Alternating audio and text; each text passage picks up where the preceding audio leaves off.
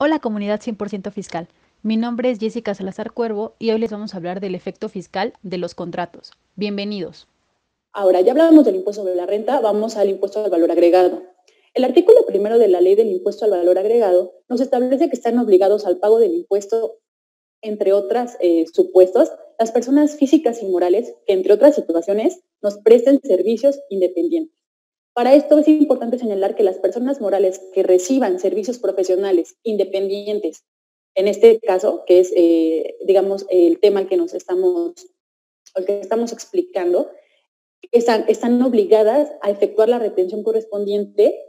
pues obviamente porque le prestó el servicio a una persona física. Así, para efectos del artículo 14 de la Ley del Impuesto al Valor Agregado, se considera como prestación de servicios independientes, número 1, la prestación de obligaciones de hacer que realice una persona a favor de otra, cualquiera que sea el acto que le dé origen y el nombre o clasificación a dicho acto que le den otras leyes. Y aquí estamos hablando que esta primera definición que hace la Ley del Impuesto al Valor Agregado nos habla de la prestación de obligaciones de hacer. Por eso es importante conocer la parte, digamos, de origen civil que ya vimos en la primera parte de esta plática. Ahora, también considera como prestación transporte de personas o bienes, el seguro, el afianzamiento y el reafianzamiento. Esto es muy importante y muy común. El mandato, la comisión, la mediación, la agencia, representación, correduría, consignación y distribución, la asistencia técnica y la transferencia tecnológica, o la general, que es toda obligación de dar, ya no de hacer, sino de dar, de no hacer o de permitir, asumida por la persona en beneficio de otra, siempre que no esté considerada en la ley como enajenación o uso o goce temporal de bienes, es decir, por exclusión. Ahora, no se va a considerar como prestación de servicios independientes la que se realiza de manera subordinada mediante el pago de una remuneración ni de los servicios por lo que se perciban ingresos que la ley del impuesto sobre la renta asimile a dicha remuneración. Y estamos hablando que incluso la ley del impuesto al valor agregado hace la distinción entre servicios profesionales independientes y una relación laboral subordinada o lo que conocemos como un asimilado a salario. Asimismo, nos establece que se entenderá que la prestación de servicios independientes tiene la característica de personal cuando se trate de actividades señaladas en el artículo, justo en el artículo 14, que no tenga la naturaleza de actividad empresarial. Igualmente estamos hablando por exclusión. ¿Y cuándo se causa el impuesto aquí? Bueno, pues nos establece la ley del impuesto al valor agregado que se tendrá la obligación de pagar el impuesto en el momento en el que se cobren efectivamente las contraprestaciones y sobre el monto de cada una de ellas, salvo tratándose de los intereses a que se refiere el artículo 18A de la ley, en cuyo caso se deberá pagar el impuesto conforme a esto se devenga. Esto vamos a verlo un poco más adelante. Ahora, los ingresos exentos, ¿no? Bueno, cabe mencionar que los ingresos exentos son aquellos por los cuales no se va a causar el impuesto. Entre ellos están las comisiones y otras contraprestaciones que cubre el acreditado a su acreedor con motivo del otorgamiento de créditos hipotecarios para la adquisición, ampliación, construcción o reparación de bienes inmuebles destinados a la casa habitación, salvo aquellos que se originen con posterioridad a la autorización del citado crédito o se deban pagar por terceros por el acreditado. Asimismo,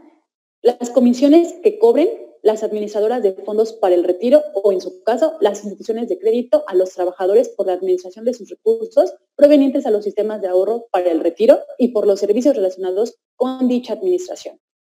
Tampoco se va a pagar el impuesto por los servicios prestados en forma gratuita, excepto cuando los beneficiarios sean miembros, socios o asociados de la persona moral que presta el servicio. Esto es muy importante y creo que se le puede, pues digamos, sacar ese beneficio que la misma ley y el legislador nos está otorgando.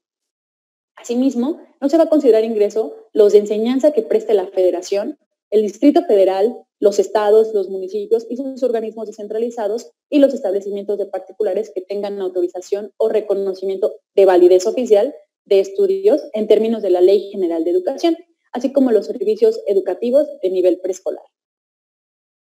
El transporte público de personas que se preste exclusivamente en áreas urbanas, suburbanas o en zonas metropolitanas. Más adelante vamos a ver el contrato de transporte. El transporte marítimo internacional de bienes prestado por personas residentes en el extranjero sin establecimiento permanente en el país. Los prestados por personas morales autorizados para recibir donativos deducibles para los efectos del impuesto sobre la renta.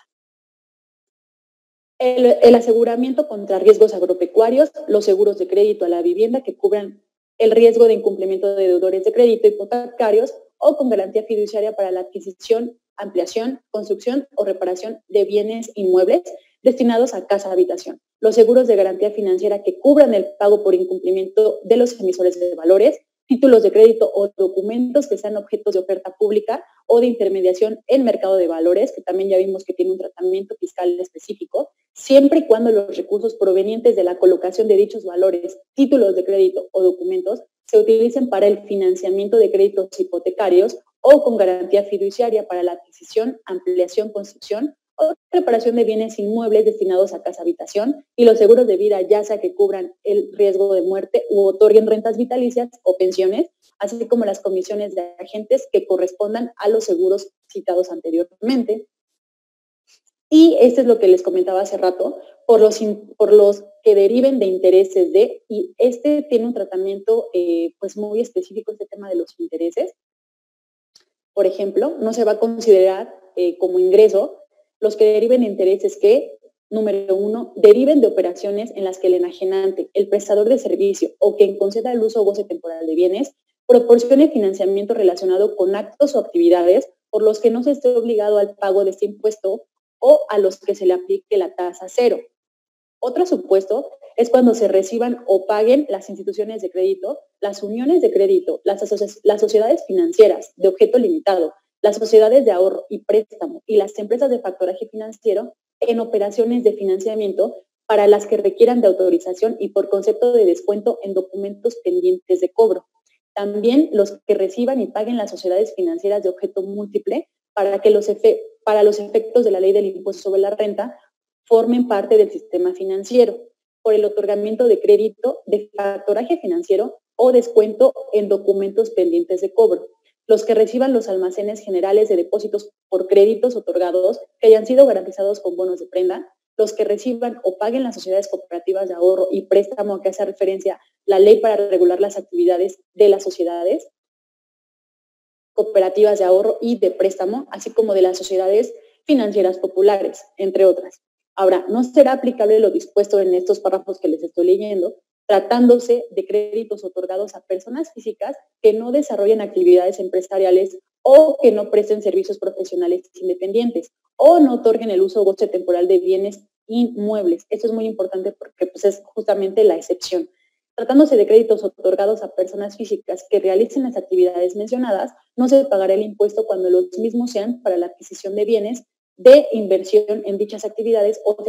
se trate de créditos refaccionarios de habitación o avío, siempre que dichas personas se encuentren inscritas en el Registro Federal de Contribuyentes. Esta nada más es como un dato. Tampoco se va a aplicar la exención prevista, como les señalaba anteriormente, tratándose de créditos otorgados a través de tarjetas de crédito. Esto es importante para que lo tengan en cuenta. Por otra parte, que reciban también las instituciones de fianza, las de seguros y las sociedades mutualistas de seguros en operaciones de financiamiento, excepto tratándose de créditos otorgados a personas físicas que no gozarían de la exención prevista en el inciso anterior. Otra, que provengan de créditos hipotecarios o con garantía fiduciaria por la adquisición, ampliación, construcción o reparación de bienes inmuebles destinados a casa-habitación, que provengan de cajas de ahorros de los trabajadores y de fondos de ahorro establecidos por las empresas, siempre que reúnan los requisitos de deducibilidad establecidos en la ley del impuesto sobre la renta, que deriven de obligaciones emitidas de conformidad con lo dispuesto en la Ley General de Títulos y Operaciones de Crédito, y que reciban o paguen las instituciones públicas que emitan bonos y administren planes de ahorro con la garantía incondicional de pago del gobierno federal, esto conforme a la ley. También es una excepción cuando deriven de valores a cargo del gobierno federal e inscritos en el Registro Nacional de Valores e Intermediarios. Otra excepción es cuando deriven de títulos de crédito que sean de los que se consideran como colocados entre el gran público inversionista, conforme a las reglas generales que al efecto expida Hacienda, ¿no? o de operaciones de préstamos de títulos, valores y otros bienes fungibles a que se refiere la fracción tercera del artículo 14A del Código Fiscal de la Federación. También hay excepción por los que deriven de operaciones financieras derivadas a las que se refiere el artículo 16 del Código.